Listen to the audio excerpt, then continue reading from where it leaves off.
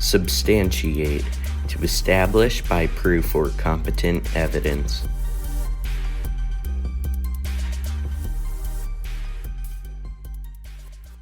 Welcome back to another episode of the Substantiate podcast, where every week I discuss a new hypothetical matchup with a guest.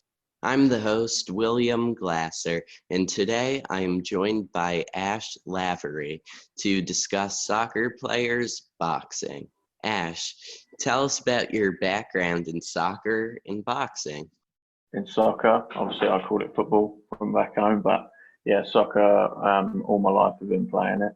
As a kid in England, that's all you know really. You get brought up playing football, you get brought up watching football. So I've been playing since a young age and I've been watching since a young age. And moving to Australia, the hardest thing has been not being able to go to any games. Not that we can at the moment anyway. So. All right, before we begin, make sure to follow us at substantiatepod on Instagram, Twitter, and Facebook. And you can go to our website, substantiatepod.com. This week's topic, as I mentioned earlier, is soccer players boxing.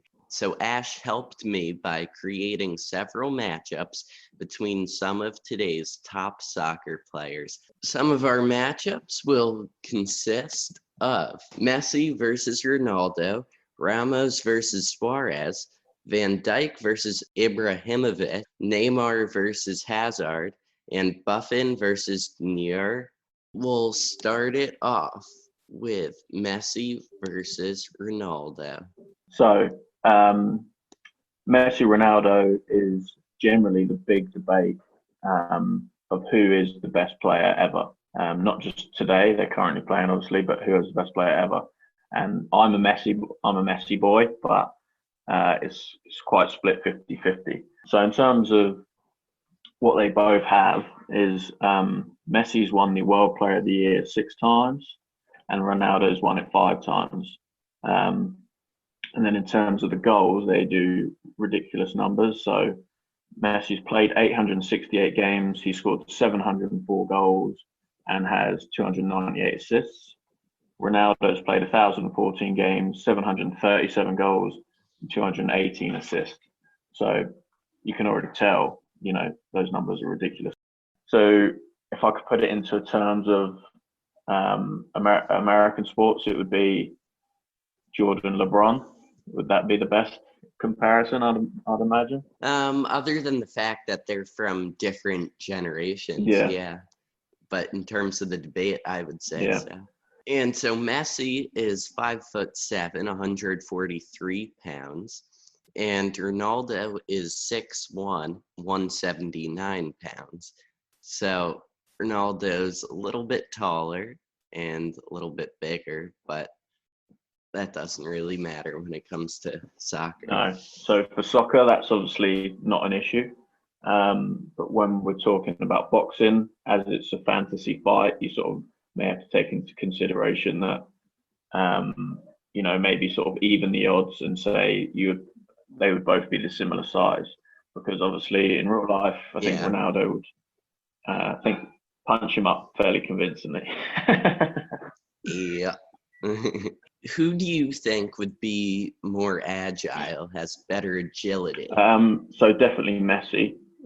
If you look at his goals, he's got a low center of gravity, and he's very agile and nimble in between players. And it's not to say Ronaldo's not, but he's definitely more of a physical specimen. Yeah, and right. So then you said that Ronaldo might be stronger, though.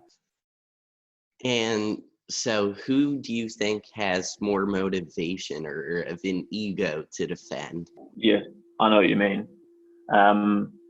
It would definitely be Ronaldo. In soccer, he's definitely known as the big ego. He does a lot of brand work. He does a lot of weights and exercise and stuff, so you can see he cares about his image, whereas Messi's always been a bit more for the team and a team player, shown by his assists, which would maybe not translate as well in boxing, as it's not a team sport. Yeah. Now let's move on to Ramos versus Suarez. So Ramos Suarez is a much more better contested in terms of size. So Yep. Ramos being 6 foot, Suarez being 5'10". Similar weight as well. Suarez actually weighing a bit more, from my research anyway, despite being that bit smaller.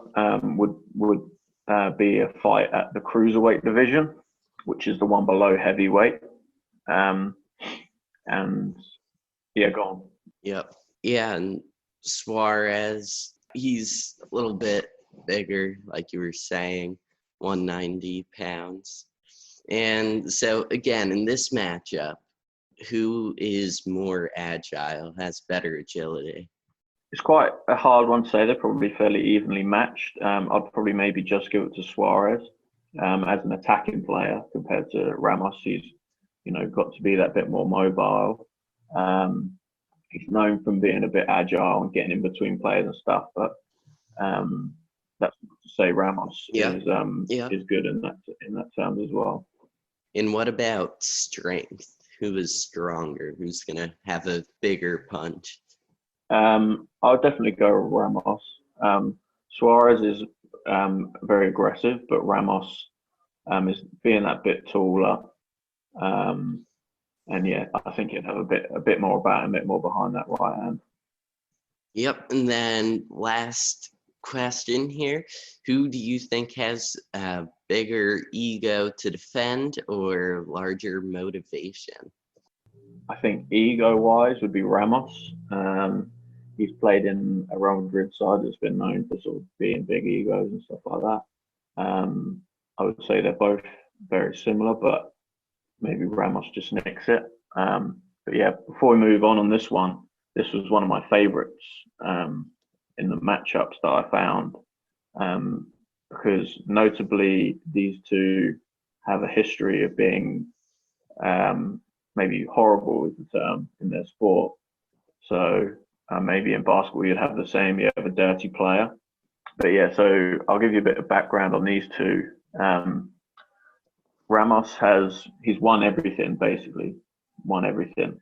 But he's also had 26 red cards, which if you put that into context, he's probably missed a whole he's probably missed a whole season worth of football, just from suspension. And then on the other hand, you've got Suarez, and he's actually been suspended from football 3 times for fighting players. There you go. So that shows you these two will do anything to win, even if it is beyond the laws of the game. Yeah. All right. So let's take a quick break, and when we get back, we will get into Virgil van Dijk versus Ibrahimovic.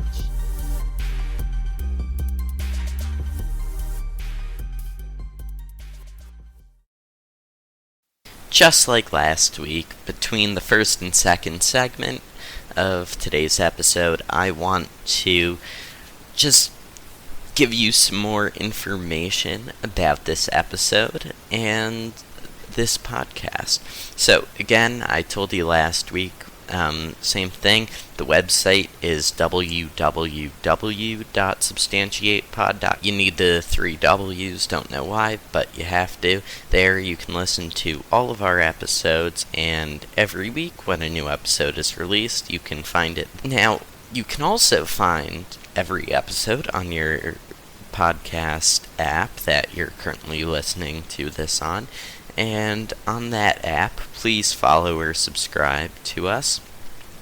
And if you enjoy listening to this podcast and you know someone that you think would be interested, please share it with them. Just another side note about this episode. So I recorded this with Ash, and he is in Australia, and we have a 14-hour time difference, so I woke up at 8 a.m. for this, and that's why I sound a little tired, but we got it to work out, and I hope you enjoyed this episode. Let's get back to the second segment.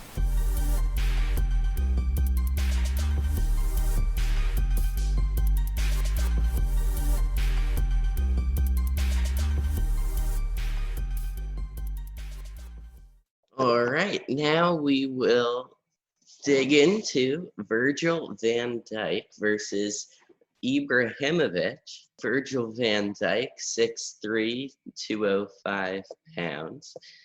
And Ibrahimovic he's 6'5", 187 pounds. So he's very tall and has a large ego. And Virgil van Dijk is very athletic. He's a defender. Yeah, so do you have anything else to say about those two?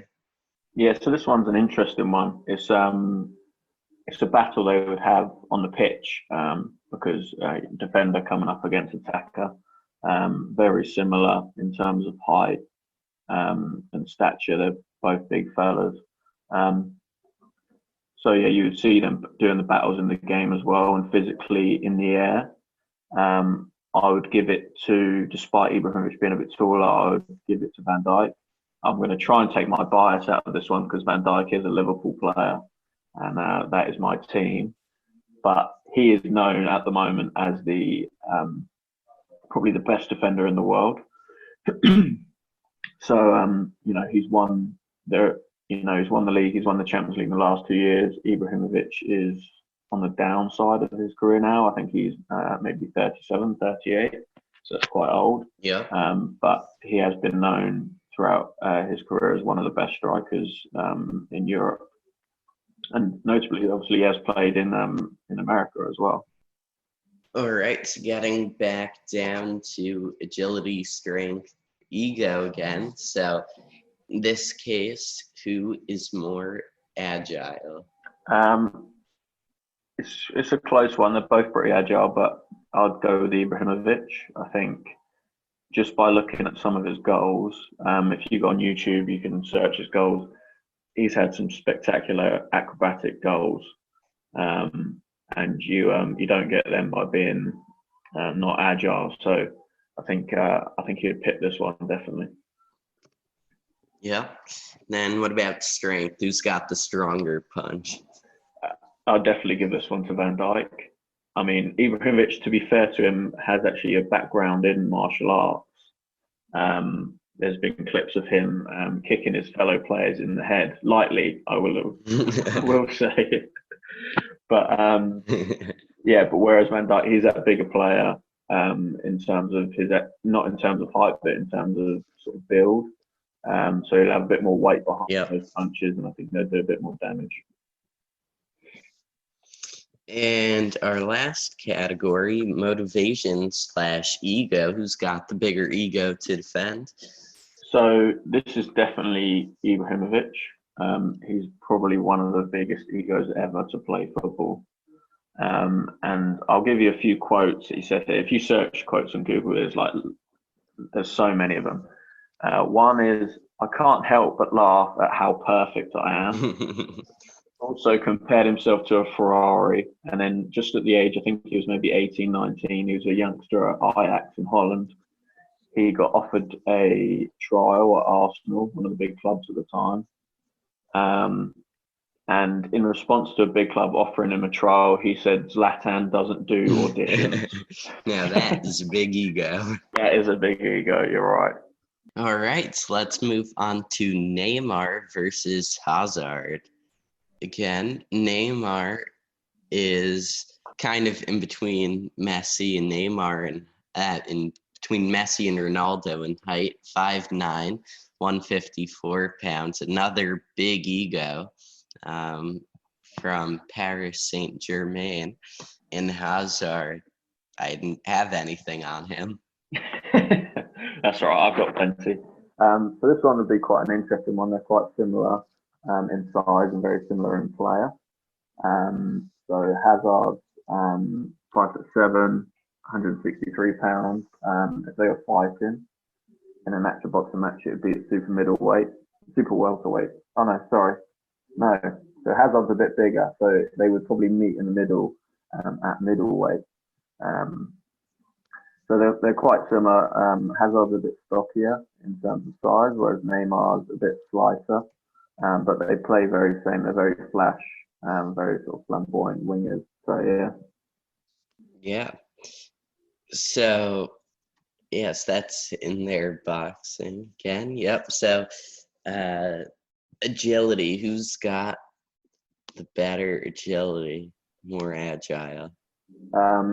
This one's quite a hard one. They're both quite agile. The way they play, wingers tend to have to be agile and quick. I would probably give it to Neymar. Him being that more slight, he's sort of a bit quicker off the mark and a bit more agile. Whereas leading to your next question, Hazard's got a bit more behind him. He's a bit stronger, which would probably give him the bigger punch. He's well known in football for having a big behind. And a lot of your power comes from your legs and your hips in boxing. So I think, yeah, he'd have a bit more behind him than Neymar. Yeah, I can picture him like in the WWE, which is different, but still like jumping off a ladder and slamming someone on the ground or on a table. Definitely, yeah. All right, so let's move on to our last matchup, Buffin versus Muir. So before we move on quickly, I just want to say one more thing. So Neymar, in terms of, I was just going to, about his ego. He's also another very big ego, and he's very flash and flamboyant. And one thing I would say is, if you wanted to compare anyone in the boxing world to Neymar, go and watch clips of Prince Nazim Ahmed, and he would do front flips into the ring. He did a ring walk flying in on a flying carpet. So yeah, if you want Neymar in boxing, there's Prince Nazim Ahmed. All right, so now on to Buffin versus Nier. Buffin is 6'2", 182 pounds, and Nier is 6'4", 203 pounds. They're both big guys. Nier is a little heavier, but in terms of size, they're very close. Yeah, so in terms of, you're right, and you know that it'd be an even matchup. Both goalkeepers as well, that's why I chose this one. So it's a little bit different. They're sort of both widely renowned as two of the sort of the best keepers of their generation. Buffon maybe being the generation before, he's 42 now, so he's a bit of an old man. But he's still playing at the top level. Yeah. So it would be an interesting matchup nonetheless. Yeah, and so for agility for this one, it's interesting because, you know, all goalies have to be agile. You know, they have to move and make sudden decisions and which way to dive and stuff. So, I mean, this one, you said Buffin is on the down or on the decline. He's a bit older. So it looks like you're going to have to give agility in this one to Muir just because he's a little younger, unless you think different.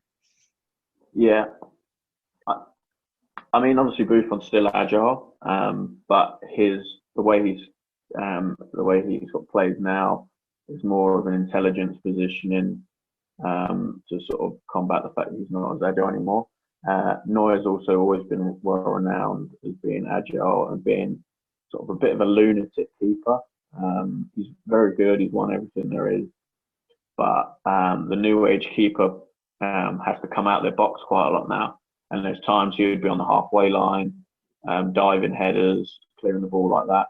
And he's actually requested to play in midfield before, but his manager didn't let him. Wow. So now with strength, who's got the bigger punch? Now this one, you know, Nier is 40 pounds heavier than Buffin. So, I mean, in terms of that, they probably might not be in the same weight class. I think it's a hard one, definitely. You'd maybe just give it to the younger man. Yeah. I mean, in boxing, you know, power can sometimes leave you a little bit as you get older. or at least your sharpness and your timing and speed, which translates into power. So I'll probably just give it to Neuer, but I feel like I'm doing Booth on hard done bys. He's probably one of the best keepers ever. Yeah. And then our last category, motivation and ego. Now, Buffin, if he's on the decline, he might want to prove himself again. And so I think that maybe he has bigger motivation in this matchup. Yeah, I think I'll agree with you there. I wasn't sure, but I think what you said there, yeah, I think as an older guy, he wants to prove himself to the younger man, and he doesn't want to get beat by the younger man. So I definitely think Buffon maybe have that edge in terms of wanting to prove himself over the younger keeper of Neuer. Yep. Let's take one last quick break, and when we get back, we'll talk about some other players that might have been interesting to see fight, but that we didn't talk about yet today.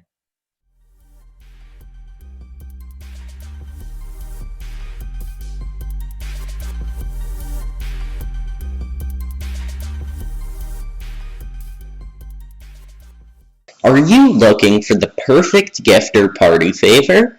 Look no further than Tie-Dye by MS for custom tie-dye clothing and accessories for women, men, and children. You choose the style and colors, and they do the rest. They have lots of different tie-dye techniques to choose from that all look fantastic.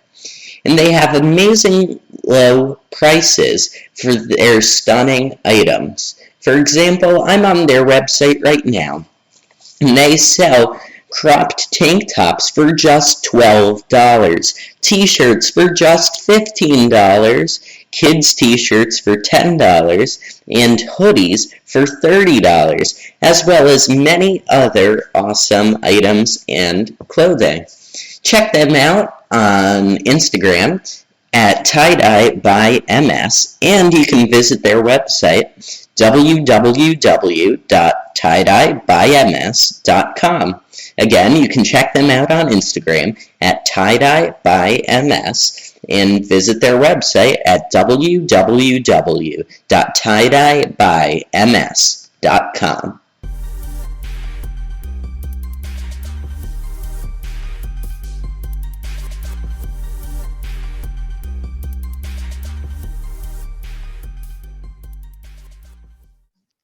So now we're going to talk about some players and I think one other matchup that we haven't gotten to yet, and they may not be the best soccer players, but they may be extreme players. So what is the first matchup in this sort of category? So the first one is a player called Phil Jones. He currently plays for Manchester United. He's a defender, and he's very well known, and he's very well memed for making very funny faces when he makes challenges. He's a bit of an oaf, and is memed that way. And yeah, not the greatest player. But in a boxing match, I think that would be quite entertaining to see him get punched in the face, see what faces he makes that time as well.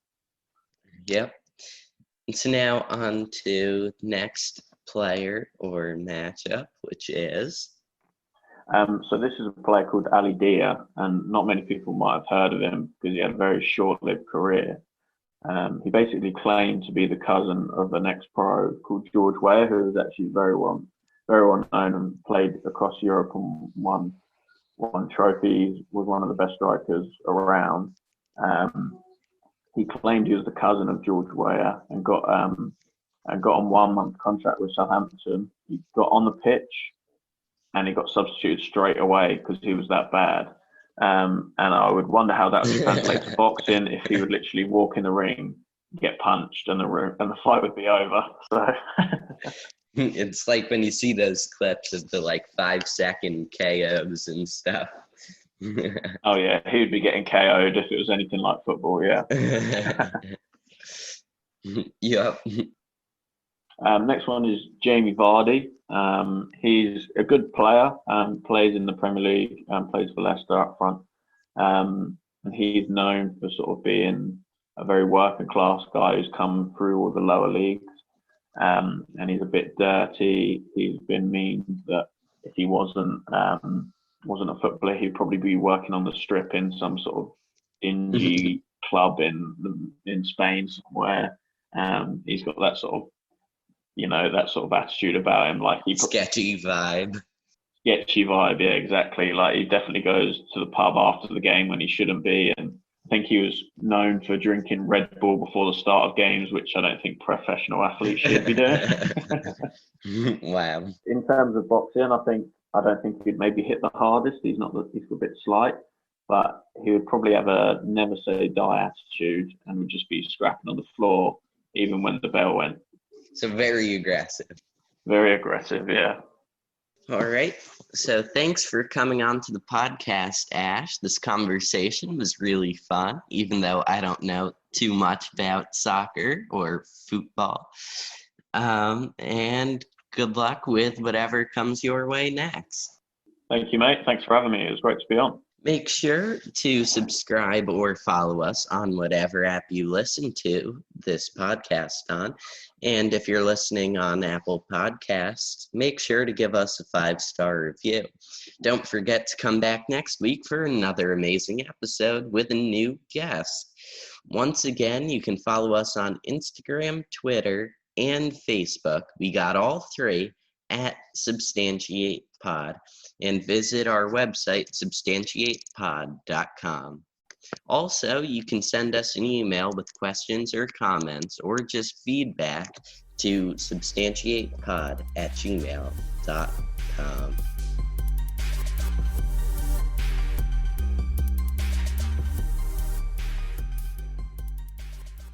Thank you for listening to this episode of Substantiate. The best way to help support the show is to, number 1, tell your friends about Substantiate. That is the number 1 way to support us. The second way is to leave us a 5-star review in Apple Podcasts or Podchaser. Number 3, follow us at substantiatepod on Twitter, Instagram, and Facebook.